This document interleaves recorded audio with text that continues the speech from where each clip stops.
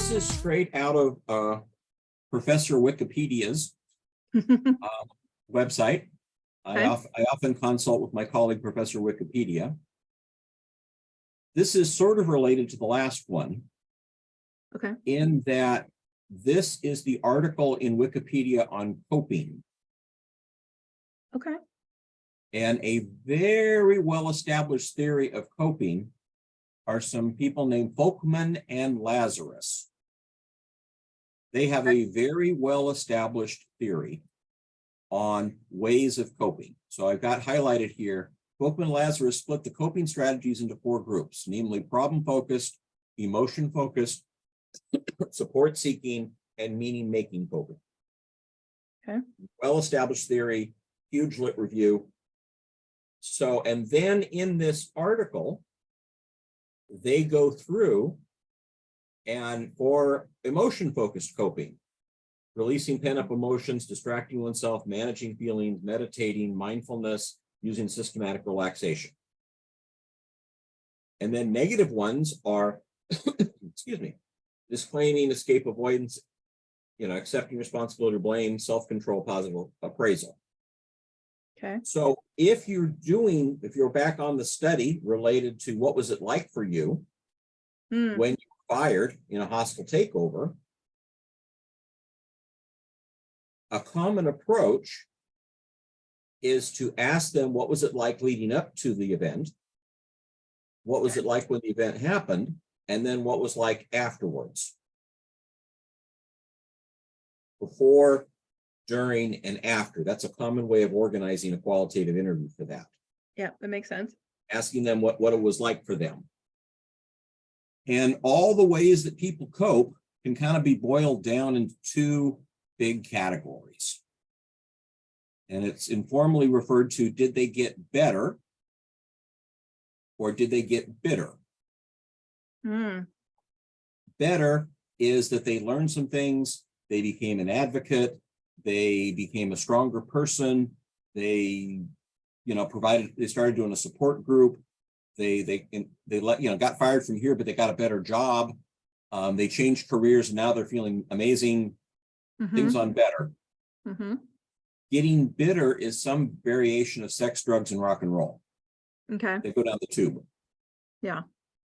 So when you're listening to their responses, you have to find ways to organize what they did. Makes sense. So if you have a list that you've created before you even interviewed them, right after the interview, you can just check mark the ones that they did. And that will help with your coding. Right. And if it's something that's, or if it's one that isn't on your list, you can say, tell me more about that. Because then there's an enhancement to the literature, or you can get a big fat flavor quote or something. Sure. So there's a couple teaching points here. One is, if you have a list available to you that's tied to the literature before you interview, you can check mark the most common responses to see if it happened. And if it's not on the list that you established from the literature, or that in your practice sessions with your colleagues, if it's a new original answer, you can ask for a flavor quote or more, because that's some of your new contributions to the literature. Also, if you have a list beforehand, that helps you determine when you get to saturation. Have I squeezed? Because often you don't know, because then people say, well, do 3 interviews and code them and see if but if you have the list beforehand, that saves a boatload of time. Sure.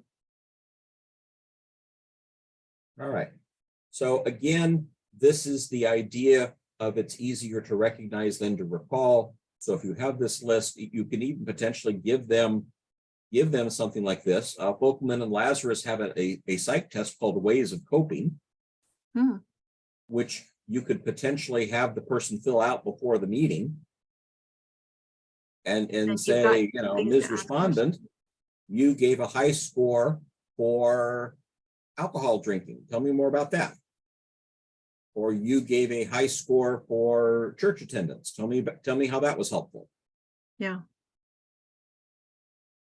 It's interesting because you could do it with the survey and have them answer it, or you could also just keep this for yourself and reference it as you're going through and just make your notes to help you kind of process and ask follow-up questions. And I think this is more of my bias because I'm primarily a quant guy. You know, quantitative is more deductive, where it's sometimes referred to as top down. You start with the theory and you look for data that supports the theory. Where qualitative tends to be inductive, where you start with nothing and you try to bring some things in here to generate a theory. Right. Now, okay. However, my rebuttal to that is, in most of the things that are done for dissertations, you've already written a big lit review. Often a person who picks a dissertation topic has some sort of a personal interest in it. So you've got some experiential life experience with that. Right. So, and often it's a mature literature. So it's not like you're in the deep, dark jungles of Africa or something. You're looking for a new emerging themes or theories. So I tend to take the approach of, well, let's start with what's known and see if we can add to it instead of trying to, reinvent the proverbial wheel. Right. And I love the idea of you've got these strategies that you can check off as you interview, and then you can flag something new that may not, in your mind, automatically fit, and you can dig in a little bit deeper and learn more. And you can find out, is this a nuance of a strategy that's already there, or is this potentially something new that could be explored in a future study? Right.